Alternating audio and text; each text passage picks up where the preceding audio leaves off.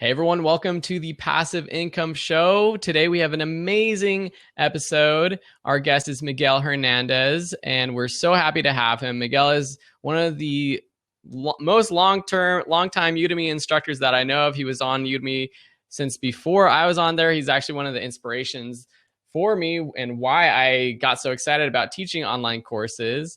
I met up with him in person at the Udemy Live conference, and it's been awesome being able to chat with him in person and online since then. And Dave and I thought he would be a great interview to have here on the Passive Income Show. So welcome to the show, Miguel. It's a pleasure to be in this show. Thanks so much for inviting me. I've been following you guys for a couple of months now and very impressed with what you've accomplished with this show on Udemy. It was great to meet you live at the Udemy live event, which was amazing. And, I've been, like you said, I've been 5 years already, 5 years on Udemy right now. It makes me one of the veteran students there. Sorry, instructors and students. Well, and I'm very happy to be here and to answer any questions you may have about what I do or where we're heading. Awesome. Thanks. And thank you to everyone who's listening live. We got a lot of regulars here. We got Dina, Kim, Emily, Jonah Lynn, Rohan, Tom, Deb, Esteban, Joe, Mamdu, a lot of people here. So we're happy to have you listening live. And please, again, chat any questions. I'm going to go through a list of questions that I have prepared for Miguel, but awesome. We will try to get your questions in as well. So let's just start off. A lot of people already know who you are, but I'm sure a lot of people who are listening live and will listen to this in the future might not know who Miguel Hernandez is. So talk to us a little bit about who you are, where you're from, and what your background is, what you're doing for your job, and how you started out with teaching online courses. I know that's a lot. Wow, that's going to take me hours. No. My name is Miguel Hernandez. I was born in Spain many years ago. And when I was 19 years old, I moved to Canada with my family.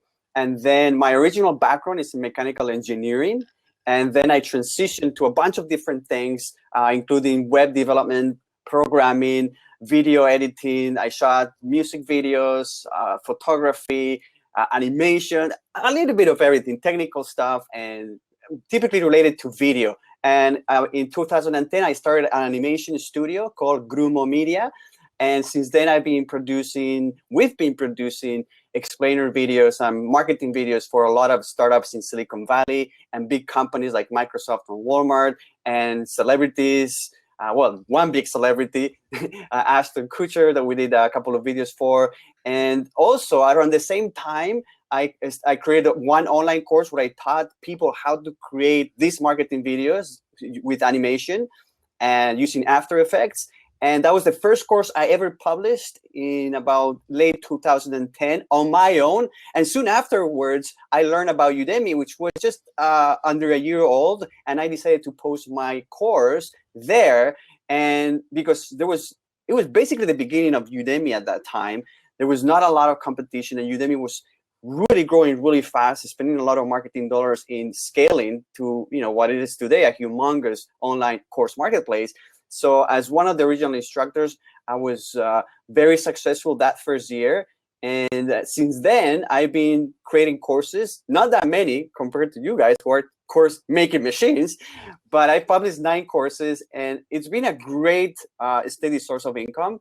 And I'm going to keep doing that. But also at the same time, I'm learning how to take self-hosting to the next level. And we can talk about that if you want to, where I'm selling and creating online courses on my own and selling them through webinars and building funnels and building my email list and all of that. So I guess that's a little bit in a nutshell, my story. Awesome. So wait, what was the video that you made for Ashton Kutcher? Because I know that I see his photo on your website, and I posted the link to your website. What was that? Did he see a video of yours, or how did he get in touch with you guys? Okay, so the story goes like this. I started Grumo Media doing a free video for a company called Hipmunk.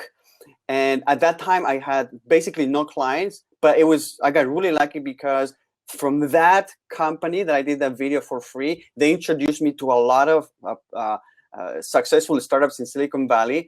And one of them, Ashton Kutcher was involved in, which is called PathMapper. And when he saw my video, he tweeted it to, at that time, 6 million followers. So basically, in the span of just 3 months, I went from 0 to having like 40 clients. It was just like a really very fast beginning for a company, right? Now, what happens is that I got introduced to him through the founder of PathMapper, another friend, and I offered him to, to work for him. I was like, this is a great opportunity. And at that time, he was running a nonprofit charity. And he said, we're doing this campaign and we would love to have an animation component. And then we worked together to create a marketing video for his charity, which it was his charity and his ex-wife's charity, Demi Moore. It was called the Demi and Ashton Foundation. And I did a video for that for that campaign.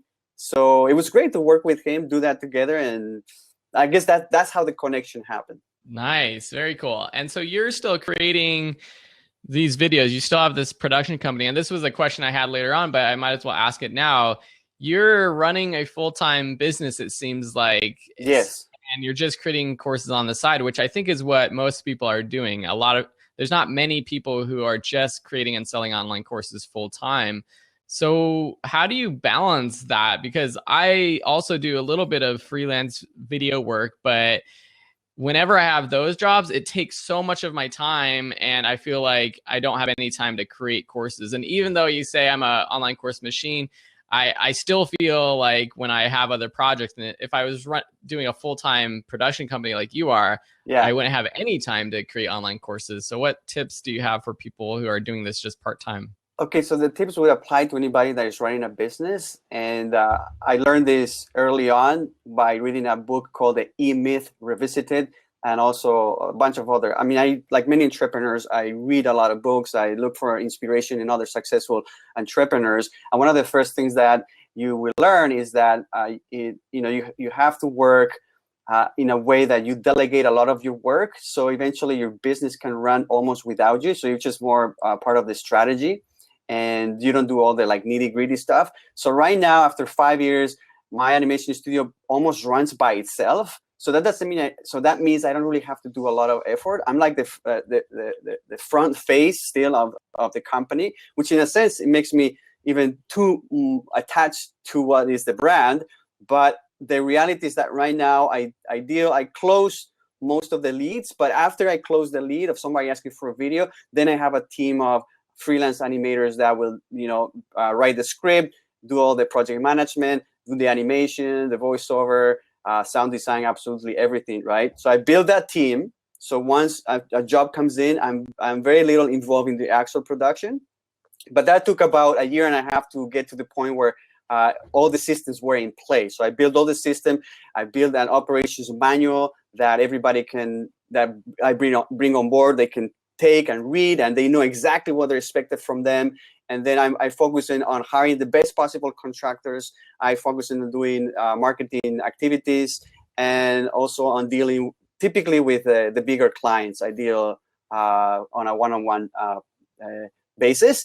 And then that frees me to do a lot of other things. I mean, the reason why I started this kind of online business is because after reading the E-Myth Revisited and also the 4-Hour Work Week, I wanted to have a lot of freedom to travel a lot, because I still keep really close connections with my family and friends in Spain. So I wanted a job or a company that allowed me to travel back and forth to Spain and Canada a lot. And obviously a 9-to-5 job was not going to allow me to do that.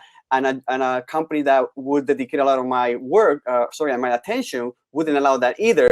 So I built the systems to have that type of freedom. Now, that type of freedom allowed me to explore other things like creating online courses, right? So now you understand why I have more time to devote to this. And at this moment, I'm still running Grumo Media as the head of the company, but I'm devoting more time to learn what it takes to sell and market my own online courses. Got it. And are you using any of those strategies that you use to build your own company that runs on itself? And it looks like Dave just got here. Hey, Dave. Hey, Dave. Hey, everybody. Sorry about made that. It. No problem. No problem. Everyone was very patient and willing to wait for us. So we're excited about that. Good. Thank you, everybody. And Miguel was just talking about delegating tasks and hiring people to help with his production company. And I'm wondering, how can we do the same thing for our online courses? Have you already done that?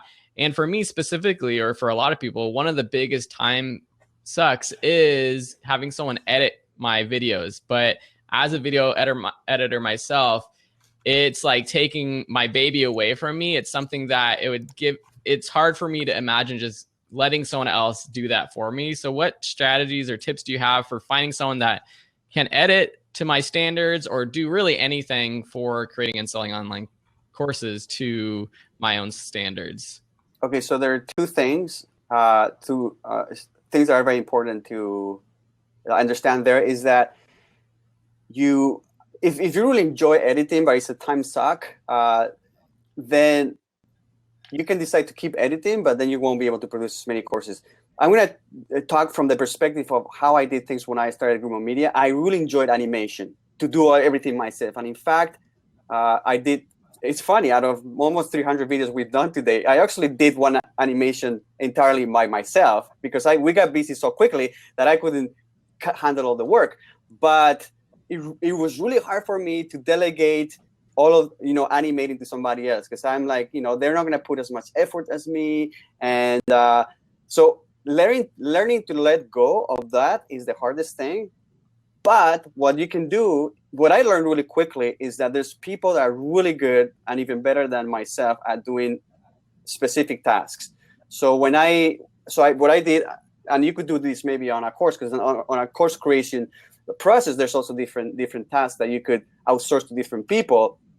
But for example, in my case, I needed to find a really good writer. So eventually, after looking for a long time, I found a really good writer that I think writes better than myself. He's written for some of the top Canadian agencies, and he's an award-winning guy. Okay, so there you go. He proved to me that he could write very well, and also for animation as well. I keep looking and looking and looking. I guess one of the main things you have to become really good is at hiring people that are extremely good at what they do, and then selling them on your vision, then paying them well so you can keep them around, and they'll do great work. Now, the truth is that they'll never care about your company as much as you do, so you have to live with that, right? But then it's your job to keep them motivated and excited and pay them on time, and so they don't go somewhere else, and so they keep producing the best possible work, right? So. And where are you finding these people? I think someone had a question. There's two ways. When I started my animators, I put ads on Craigslist and on a site called motionographer.com. But now you can do that also on Behance, and there's a bunch of other different sites you can do that. You could do that on Upwork as well. And then word of mouth. So the script writer I found was through word of mouth, through one of my animators. The best people to find people are actually through your network. So if you got already a few people that you trust on your network or that you have hired before, ask them. But then what I was really good and diligent at was at the hiring process. So when I put my first ad to find an animator, I got 125 applications within 72 hours, which is not unusual, right? So now it's like, how do I find the best possible person? It's going to take me forever. So what I created was I figured out what are the 5 traits that I'm really looking forward that this person has to be really good at. And then I rated every single individual from 1 to 5, right? In this case, I was just looking first at their portfolio or their reel. And based on what I saw, I gave them a rating. And then I contacted personally the 20 top people. And then I interviewed them one by one. And then I rated them on, do I feel this is a person I can trust? It's somebody that I would get along with, right? And eventually, it took me like almost, 3 weeks of just interviewing and stuff like that. I was able to find, the 5 top guys and then make them an offer and negotiate and be able to keep them, right? So like it's a very, very methodic approach. It took a lot of time to do so, but the payoff is great. It's once you have these people trained and they're and you've done the diligent work of hiring them properly, then you can delegate all that stuff that you shouldn't be doing in the first place, probably.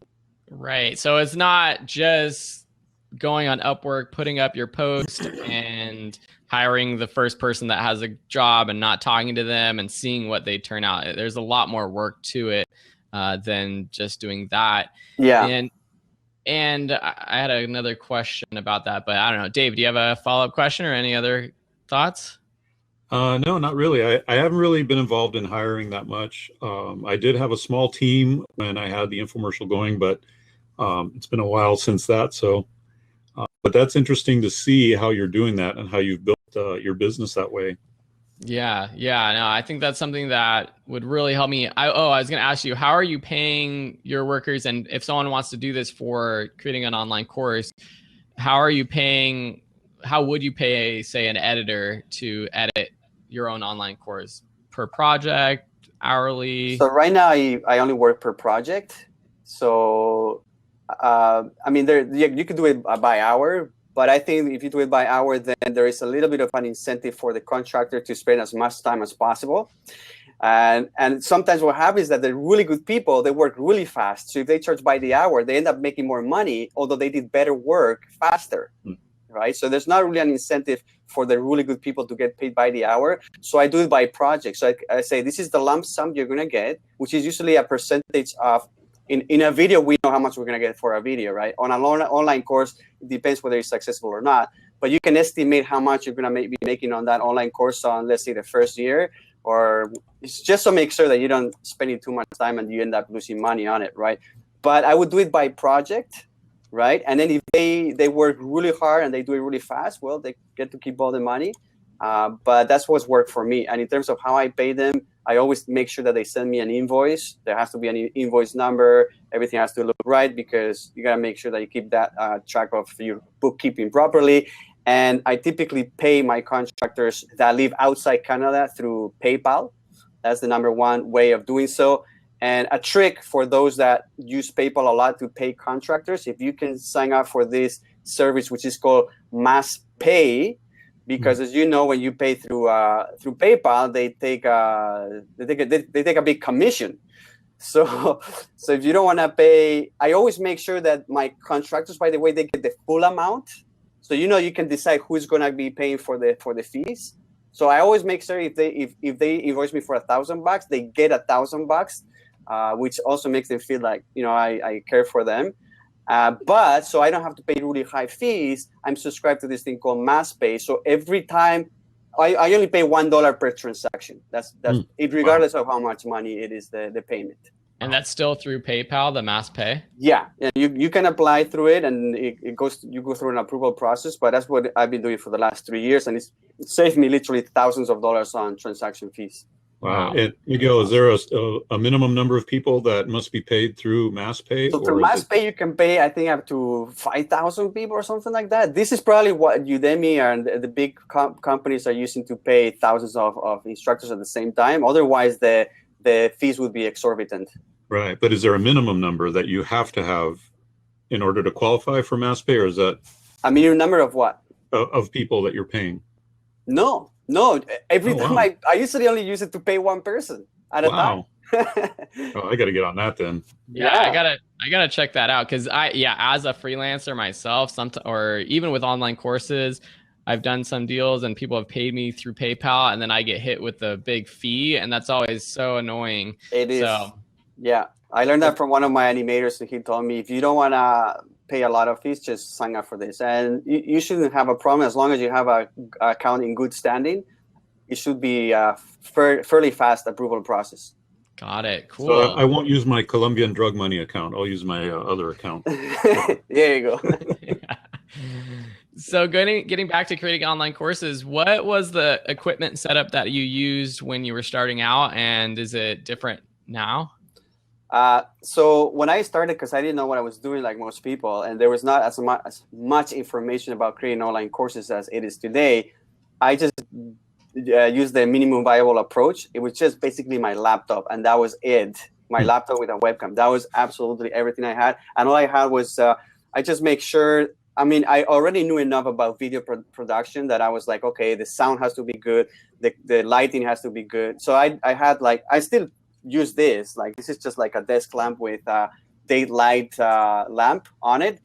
and make sure that I had a white background, that I was properly framed, that the sound was proper. But at least in terms of equipment, I only was using my laptop. So the simplest way. That was how I did my first 3 courses at least.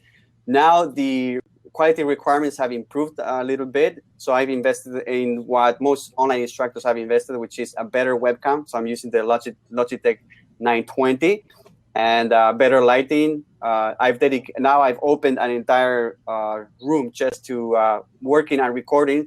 So just to save time, where I work is also the same place where I record. So you can see this background right here. It's the same background I'm using for online courses and for calls like this. So it makes it very simple. I don't have to like set up equipment in a different office or in a studio or renting a studio or something like that, which is a lot of money. So I keep it simple still. And in terms of the microphone, I use this Samsung Go, I think. And I don't know if you can see this. And a little pop filter. And that's about it. That's amazing. And Miguel made over $90,000 from his first couple of courses in a year, right? That was right. Yeah, those were the good old times. Yeah. Or I think Dave had a question, but I was going to ask, how have things changed on Udemy since that time, and what strategies do you see working nowadays, and how have you had to change your approach to creating courses for Udemy or for off of Udemy since those good old days? So that's a great question, and that concerns to anybody that is creating online courses right now. I've seen the evolution, and the evolution is exactly what I was expecting. Like all marketplaces, they tend to become saturated. There's a lot of people more that create courses right now, and then to differentiate yourself, it becomes harder and harder. So at the beginning, it was me and my laptop and 90 grand in a year. That was pretty amazing. Try to do that today. I don't know if that's possible anymore, right? So obviously, if I wanted to replicate this, it would take, unfortunately, a lot more effort. I would have to create a lot more courses probably, and also learn to do a lot of more my own marketing, right? So that's exactly what I'm trying to do now. If creating online courses has always been like a side thing for me. But if I want to get more serious into it, which I'm kind of doing this year, is investing in learning everything I can about marketing, which is just how to get attention and build an email list and then promote to that email list, understanding how to generate organic traffic and paid traffic, how to build funnels, how to sell courses on your own through self-hosting, and then how to leverage existing marketplaces also to keep growing my audience, right? So now, as you can see, there's a lot more moving parts that an online instructor has to be aware of and dominate in order to be as successful as before. And you probably seen that yourselves because you keep creating courses and courses.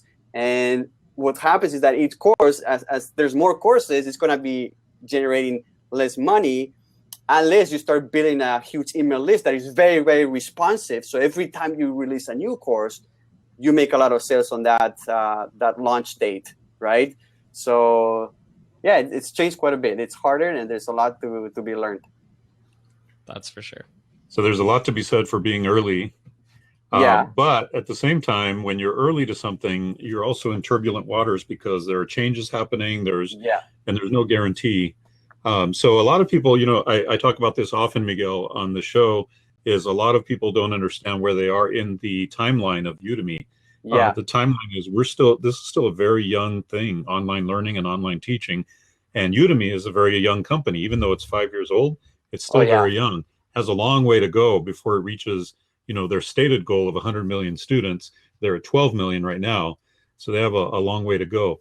So the point is, though, to understand where you are in this timeline, and understand that at the very beginning of companies like this, there's turbulence, there's changes, because a startup company has to be nimble in how they do things and how they change things up to make sure that they become profitable and successful. So, but it's a blessing that you got started when you did, because you're able to see very early on and prove out the online teaching model for yourself and also for Udemy. So, like I said, when I saw you at Udemy Live, I was like, you're one of the first people I heard about Udemy. I saw your picture on there and I was like, wow, this guy built what was the name of your course? How to create an How to amazing, create an awesome online course. awesome online course. Yeah. Yeah. And so I was one of your early students there too. Not early, Oh. but let me put it this way. You were one of my first Udemy instructors. Let's put it that way. Oh, well, I'm glad. I'm glad. Yeah, it was pretty amazing because I posted the courses, and now people are very serious at this. They follow up and they try to figure out who are taking their courses. I never really paid attention to it. I put it, and then I kept meeting people that took my course. And at Udemy Live, I'm meeting all these people. It's like, Miguel, it was the first course I ever took. I'm like, well, that's awesome. It's not just my merit. Obviously, the reason why that course became very popular is for, I guess, 3 reasons. One, it was early enough, so there was not a lot of similar courses. Second, Udemy was spending tons of marketing dollars on courses that were high quality, and at that time, my course was one of the best specifically for that subject. And and third, I guess people liked it because there was some value on the actual course, right? But now there's so many other courses on how to create online courses. Like, it's just amazing. It's like everyone has a course. Everybody, it's like, you have so many options. Mine is completely obsolete compared to all the new stuff that has come out, right? Yeah, but one of the things that I think makes your courses so successful is your personality. And I know you've changed the cover image for a lot of your courses since they were launched, but a lot of them had your face on it, and you're very vibrant throughout your courses and your promo videos. So what's the importance of having that, maybe not a really out there personality, but just showing personality and showing your face on camera? Because a lot of people, I get questions all the time. Oh, do I really need to show my face? Like, I'm nervous about being on camera. It's a lot more work, but do you think it's really important to put yourself out there and be on camera and kind of show your own personality? So, yes, yeah, I think it is, but this is something that you cannot really force, because I've been asked this question many times, and if you're not comfortable and if you're shy, and if it's going to be a big issue for you to get started, if you think you have to show your face, I say don't have to do it. And there's several online instructors on Udemy and outside of Udemy that they never show their face, and they've made tons of money. I think Alum Hill never shows his face on his lectures. A lot of people have found a lot of success not showing their face. Who else? Amy Porterfield, as far as I know, she doesn't like to show her face on her lectures as well. But if you think you have that asset, if you think you have the right personality and you don't mind being in front of the camera, by all means exploit that, because I think you'll have a stronger emotional connection with your audience with that, and you can get better at it. And I guess I was just naturally comfortable doing it, but it's just a matter of, like everything, it's like more practice in front of a camera. To give you an idea, to me, it's a lot harder to be this natural in front of a big audience. If I'm trying to do a live class in front of a big audience, I would be a lot more shy. But to me, it's like I'm just talking to this little hall, right? It's not. That's not very threatening. I just imagine like my best friend, and I can play that mental game, and it works for me. And I guess it transfers as a natural way of expressing, right? So the answer is yes and no. Yes, you should do it if it's an asset and you can get better at it. And no, don't do it if you're super shy or if it's going to be a big issue. Yeah, and right alongside with that, I think I have most of my courses as screen share courses, PowerPoint or screen share demonstrating something on the screen. But I'm thinking that to get the most bang for your buck, to get the most result out of your courses, you need to have your face in there once in a while somehow. And so what I'm thinking about doing for a lot of my courses is creating these generic videos that I can add into these courses and just kind of pop my face in there once in a while, throughout the course, and maybe encourage them to continue, encourage them that it gets better a little later on, or whatever it is. Maybe let them know that I'm here to answer questions. I take an active role in teaching them, that kind of thing, so that now you intersperse the PowerPoint or the screen share with the actual instructor every once in a while. Yeah, I think that's a good idea. Yeah, for those that are leaning towards doing mainly PowerPoint or screen share videos for your courses, that's a little suggestion I think would be helpful. It's what I'm going to do for a lot of my courses as well. Yeah, totally. I think that's a great advice for people who are hesitant to put their face on the camera for all the lessons. And I think a lot of courses just don't even lend themselves to having your it face depends on on the course. camera. Yeah. So we had a question from, I think, Belair asking about what do you think about Teachable? And I think this is a great time. We're about 40 minutes into the show to segue into how you're creating your courses off of Udemy and what you're doing to promote that. You talked about how this is something you're learning a lot about right now. I've personally seen you doing a lot of webinars. I attended one of your webinars and I saw sort of that funnel. I was just curious to see how you were doing it. And so what are you doing? What are you learning? And have you been successful with teaching your courses on your own site? Okay, that's a great question. So yeah, since January, I've been trying to learn a lot of what it takes to do my own marketing and self-host courses outside of a marketplace like Udemy or Skillshare. So this is what I'm doing right now exactly. So I'm hosting my courses on Thinkific. Thinkific is very similar to Teachable, and I really like them. I know the CEO because he lives in Vancouver. Greg Smith is a super nice guy. So I'm hosting my courses there. Very similar to Teachable, very easy to use. You can do all the payments through it and all of that, right? Now, one of the biggest things I wanted to learn is what it takes to sell courses at a premium, right? Because now we know that the cap of on Udemy is $50. Maybe they make it $100. But what if you want to sell courses for more than $100? Let's say $500 or $700 or $1,000 or $2,000. So then I started to investigate what are the people that are selling courses that are premium doing nowadays, like Amy Porterfield or Lewis Howes or Derek Halpern. Sorry, I don't know his last name. But all these kind of like gurus in the industry. And it seems that a lot of them are using they're creating their own funnels and using webinars. Sorry, one moment, my wife got home. Just, let me close the door. Hello, Miguel's wife. Let me close the door. Hola. Hola. She's Canadian. Yeah, she's a little bit too early. Okay, we'll find out what happens. What's the Canadian greeting?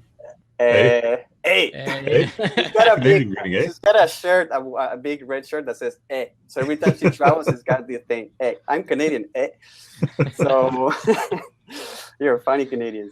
Eh. So, anyways, going back to the self-hosting stuff. So yeah, so what I've been doing is trying to learn all of this from all these top people, and I've been attending to a bunch of different conferences where you can learn this, like the Traffic and Conversion Summit in San Diego, which is a very popular one organized by digitalmarketer.com. And I've been meeting a bunch of the people that have been in the industry as digital marketers for many, many years, people that have humongous lists. And the first thing I learned is that in order to be successful as an online digital marketer or any kind of online business, you have to focus on building your list. So then I discovered that you have to create an opt-in page, collect email addresses, learn how to nurture your email list through sequences, and then sell to your list, and then learn how to self-host your own courses.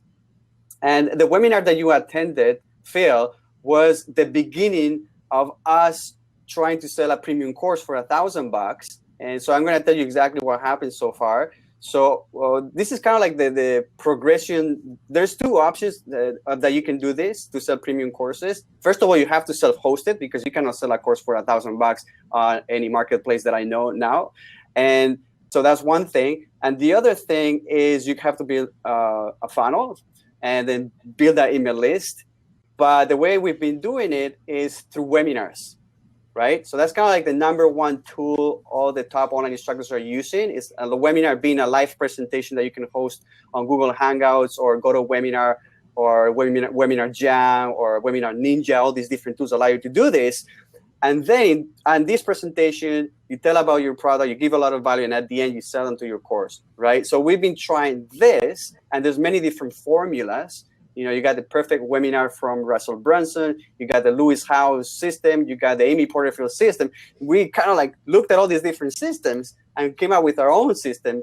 But it's a lot of trial and error. So you attended one of our first webinars, which we were following the perfect webinar system, but it didn't resonate well with us. It seemed like a little bit gimmicky.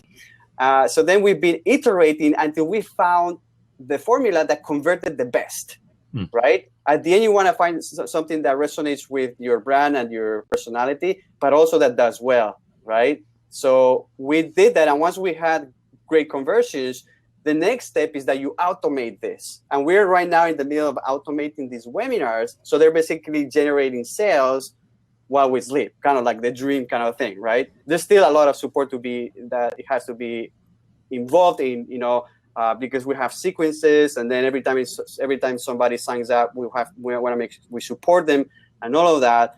But now we're in a moment where we can start doing more sales this way. And the way we're filling these webinars on a consistent basis is through ads. So we have a Facebook ad team that is doing Facebook ads and filling our webinars on a regular basis, right? And then now the sales happen semi-automatically.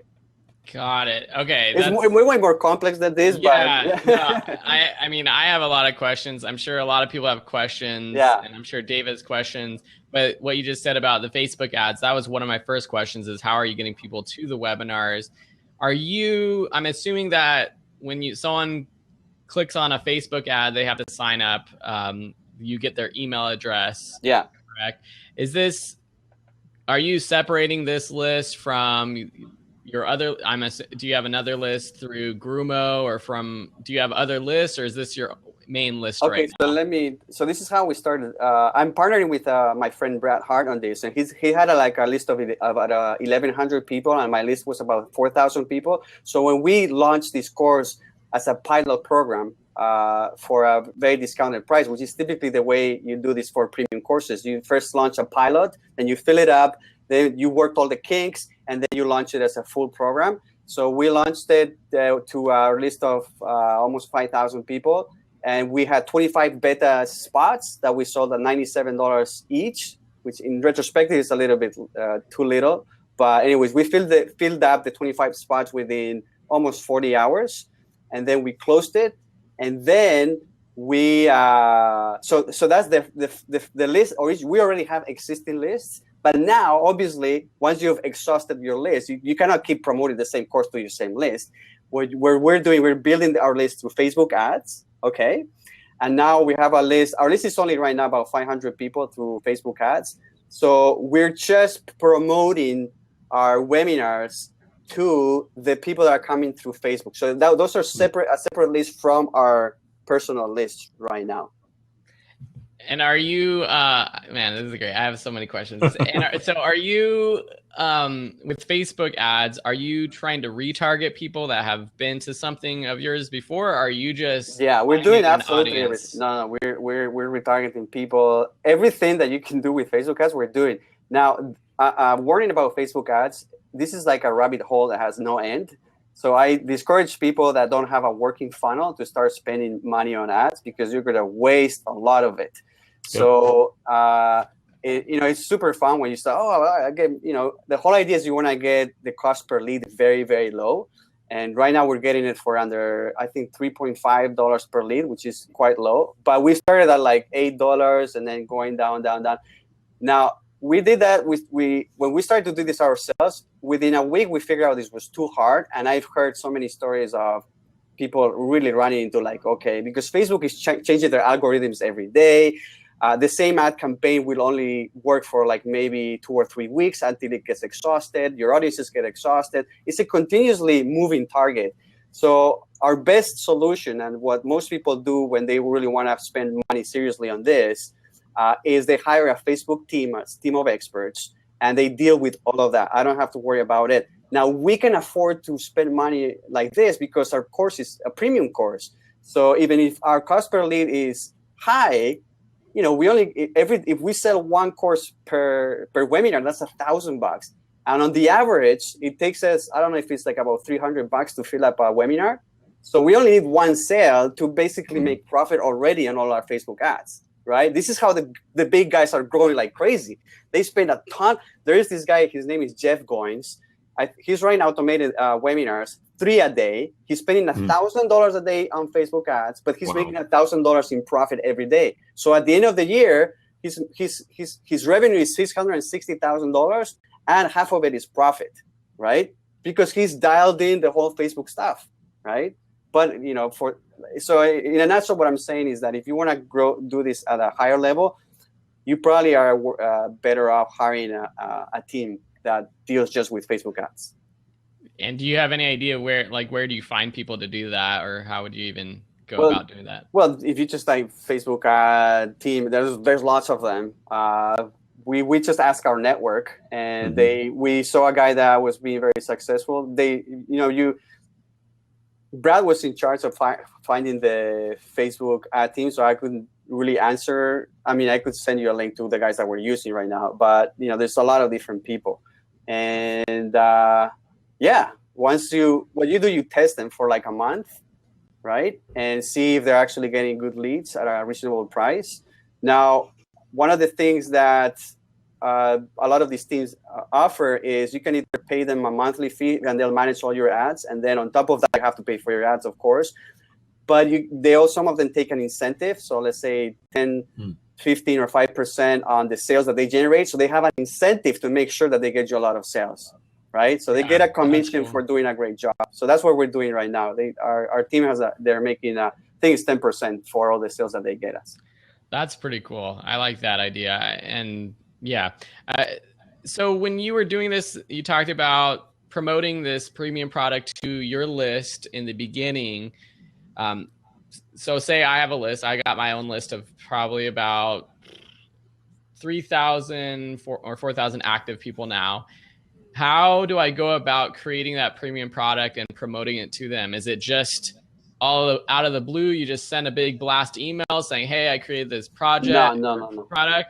What was your process of getting people on? Yeah, easing your own list into this product or idea. The way it is done is through launching a pilot program. So before you even build a big course, you want to make sure there's certain validation. So you go through a validation process, which is you approach your list very honestly, saying, "I'm thinking about creating a course," and then asking them a couple of questions like, "What are you struggling with the most?" Or, "I have this idea," and then leverage your own list to find out what are the best ideas for the course or whether they're interested or not, right? And then, so now you're warming up your list towards that you're building something. So it's not like suddenly it's like, "Hey, buy this $1,000 program." It's like, okay, you were selling courses for $20 and now you're going to tell me to buy a $1,000 program? That's not going to work, right? So you just want to slowly get people interested on what you're building.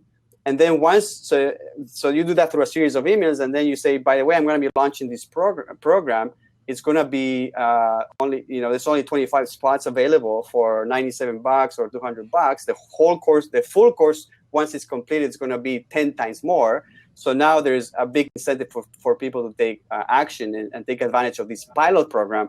But they know that when they join, the course is not finished, but they're getting in early at a highly discount. And in exchange of them getting a very discounted price, you're going to hope that they give you feedback to build the program, right? So this is how all the big people are doing it, by the way. It's like, so that way for sure you're building something people want, right? Yeah. And also you're not asking people to spend $1,000 from day one.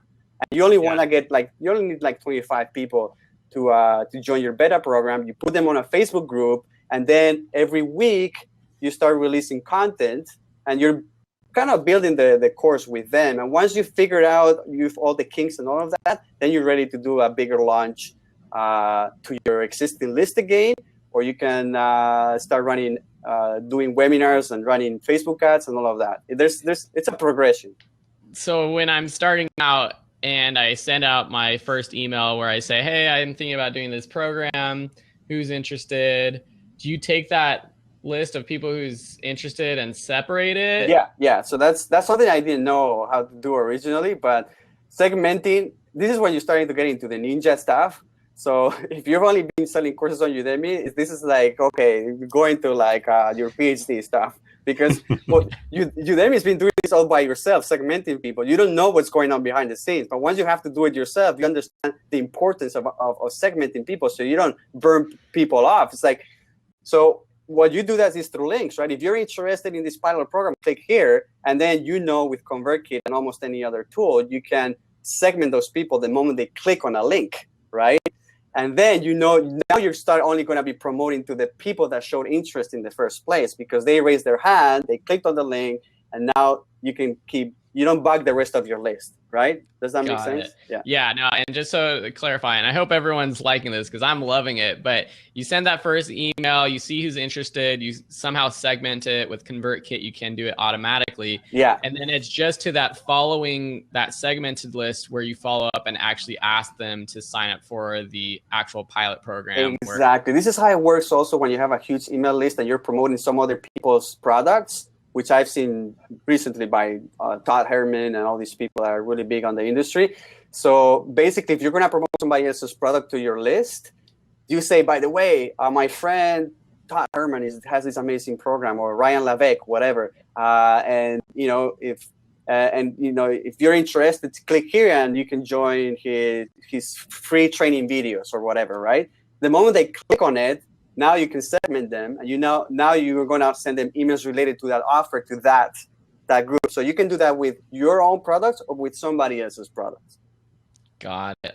This is golden. This is really golden. Dave, do you have any questions, or do we have any questions from the audience? Yeah, I wanted to ask you, Miguel, what is the $1,000 product or program that you're offering? What is the topic or the title? Okay, so it's called marketyourcourse.com. Okay. You go there to marketyourcourse.com, and what we're helping is online instructors basically learn all of this, right? And the reason why I created this program is because I'm learning myself. I'm an online instructor, and I know everybody that's selling online courses nowadays have to get better at marketing. And if they want to sell premium courses, they have to understand how to build funnels and segmenting and all of the stuff that we were talking about, right? So if you guys are interested, marketyourcourse.com. We got webinars running every day, and it's an hour and a half presentation where we teach you exactly. Actually, the name of the presentation is called "The Exact Path to Making $100,000 a Year Selling Online Courses," and we go in very detail on what the actual numbers you have to hit to break the six-figure mark, which is completely doable, by the way, if you have a premium course.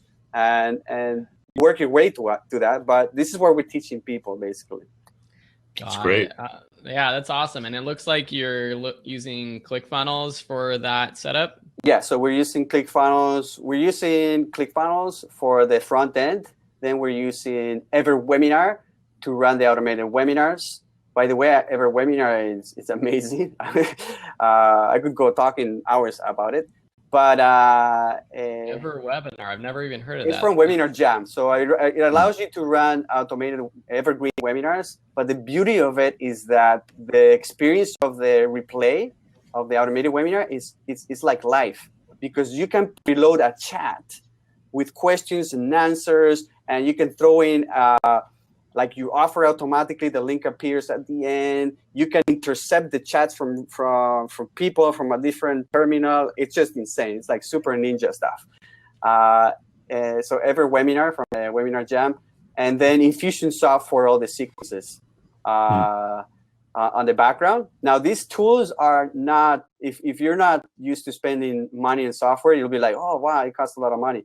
But the reality is that we're on our numbers right now. If we do just like a couple of sales a month, it covers all our software expenses. The reason why is because you could totally do this with Lead Pages or cheaper software, which I actually recommend you do just to get started. But once you want to go a little bit serious into it, Infusionsoft has an amazing way of building campaigns and stuff that it's just, you can look at every single angle. Like, for example, just to give you an idea, you can segment people when they show up to your webinar, whether they register and they didn't show up, whether they showed up and they didn't see the offer, whether they saw the offer and they didn't buy, and whether they buy. And depending on those 4 different scenarios, you send them separate sequences right? Got it. Yeah. So Yeah. it just starts getting like insane, right? Like, And you can't do anything like that with ConvertKit, can you, with the webinars? no, it doesn't. There's nothing that integrates at this moment with ConvertKit, and at this, you could do something simple, but not to that scale. The reason is because ConvertKit is not designed for very complex linked sequences. It's just for like independent sequences, right? Or you can send somebody from a sequence to another sequence. But if, let's say, you have 10 sequences, then you don't have the right interface to be able to manage that properly, right? Yeah. Yeah. No, it's definitely more for simple. We had a question. Why not just use Webinar Jam? Do you know much about Webinar Jam, or Of why course did you I do, because Webinar Jam are the creators of EverWebinar. So when you go to Webinar Jam is for live webinars. They have like a little switch button. If you turn it to the right, it becomes EverWebinar, which is their second product. And so yeah, it's actually Webinar Jam and EverWebinar are the same company. Got it. Got it. And just so I know, what's the price that you are paying for Webinar Jam or for EverWebinar and ClickFunnels right now? All right, so for ClickFunnels, the base, the business one is, I think, $97. Now, in our case, we partnered with ClickFunnels to do this course originally. So the story is longer. I met the co-founder of ClickFunnels, Miguel. We love the way you teach. Could you do a course on ClickFunnels? But so we actually have right now a free account with ClickFunnels. But what it usually costs about $97. Okay. For Webinar Jam is $397 a year. EverWebinar is $297 a year. Infusionsoft, it's like $350 a month. So it's actually quite expensive. Do you think someone can be successful using EverWebinar and ClickFunnels but not using Infusionsoft, or do you think you need the Infusionsoft to do all the things you're doing? You can be successful, no problem. It's just at this stage, we're trying to model after what the top people are doing. So we see what they're doing, and we're just like, okay, if you use that, and then now we're understanding why they're using these complex tools, because you're like, if you really wanna like dial in, the whole process and make sure that everybody's getting the right emails at the right time and all of that, then you need a tool that kind of handle all of that. Like, my recommendation is that if you want to get started right away, you could do this just with, I guess, Webinar Ninja had an offer recently on AppSumo for $49, lifetime access. I don't know if it's still available. I think Dave, you promoted that, which was great. I bought it right away. So you could get started with that, because although it doesn't do all the segmentation and different sequences, it does have all the follow-up emails and the reminder emails to join. And you can also do automated webinars. So you can use, like I said, Webinar Ninja, which is a lot cheaper, or you can use EverWebinar and just use that. And with that, you can get started. Mm-hmm. But like, if you want to start segmenting people according to their behavior, yeah, you have to use another email provider, and EverWebinar or Webinar Jam integrates with almost everything. So Aweber, MailChimp, ActiveCampaign, Infusionsoft, and I didn't see a ConvertKit integration, but I'm sure it's coming. Yeah, I guess that's what I'm wondering is, like, for me, could I just start by using maybe just EverWebinar and setting up a webinar that's automated, that looks live, and still use my same lead funnel that I have now using ConvertKit to bring people in and send an automated sequence to. I'm wondering if I could just test that out, or if I just have to jump right in and do everything. No, it's like everything. It's like before you jump all the way, you test out the waters. It's the same when you build you want to build a premium course. You don't just build it right out. Yeah. You create a pilot and then you work your way up. It's the same with Facebook ads. You don't spend $1,000 a day day one. You start with $5 a day, $10 a day, and once you figure out the funnel is working, then it makes sense to invest more money on it, because once you know that if you spend $1,000 a day, you're gonna make $2,000 in revenue. It's a no-brainer. But it takes a while to work your way up. So to answer your question, yeah, you can start with less. Got it. Okay, cool. Dave, I see you. I think you're here, audio only. Can you hear me? Can you hear me? Yep, yes. We can hear you. Okay. Do you I think there's one great question from Jonah Lynn for all of us that is probably a good last question. But David, did you have any other questions about Miguel's funnels? I know we could probably do an entire other episode just about the sales funnels. No, I don't have any questions. I think he covered it very, very well. The only question I would have is, how do I get my C920 Logitech to work on this blab? I know, you disappeared. It's strange. It may be because it says poor internet signal. So maybe what Blab is doing is turning off your video to make sure that it gives priority to your audio. It could be. That's weird. Maybe. Well, our last question, which comes from Jonah Lynn, is for all of us. And she asked, what would you say the number one thing that made you the most successful in creating courses? Specifically, what thing did you do? So I'll let Dave go, and then I'll go, and then we'll finish it off with Miguel. I think the number one thing for me is the choice of topic, making sure that the topic is in high demand, that people on Udemy are looking for that topic. If you're self-promoting, then you still want to have a topic that's in high demand. And then right along with that would be to create a course that's comprehensive, because specifically on Udemy, they will help promote your course if it's very comprehensive, very thorough on a high demand topic. What I made the mistake early on of creating courses that were on niche topics, like little advanced techniques or advanced strategies, because I was kind of advanced, you know what I mean? And I felt like it would be kind of boring to teach something like a beginner course. But the bottom line is, most people that want to learn something are beginners. So we have to take them from A to Z. And so that would be my tip, is make sure you research that the topic is in high demand, first of all, and then make sure you make a comprehensive, thorough course on that topic.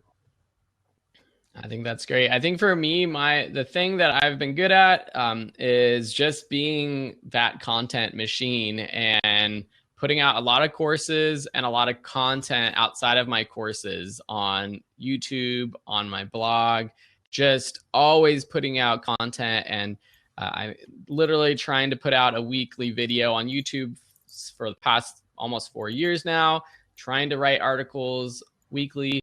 I've kind of toned down the articles because I realized that I'd rather write big, long, ultimate articles rather than weekly articles that are short and not that beneficial to the reader. So I've toned down the articles a little bit. Now I'm writing maybe 2 or 3 a month. And then just a lot of courses. And Miguel touched on it earlier. In Udemy, that seems to be what's working right now, is just consistency with courses. And that's allowed me to grow my Udemy list of students so that I can promote my new courses to my Udemy students, even though that list of students doesn't convert nearly as well as an email list on my own. It still is what has made me so successful, just having so many courses with so many students in them, and being able to launch a course and get sales in it automatically in the beginning, so that it does start to get picked up by the Udemy SEO and people start finding it, and then Udemy starts to promote it itself.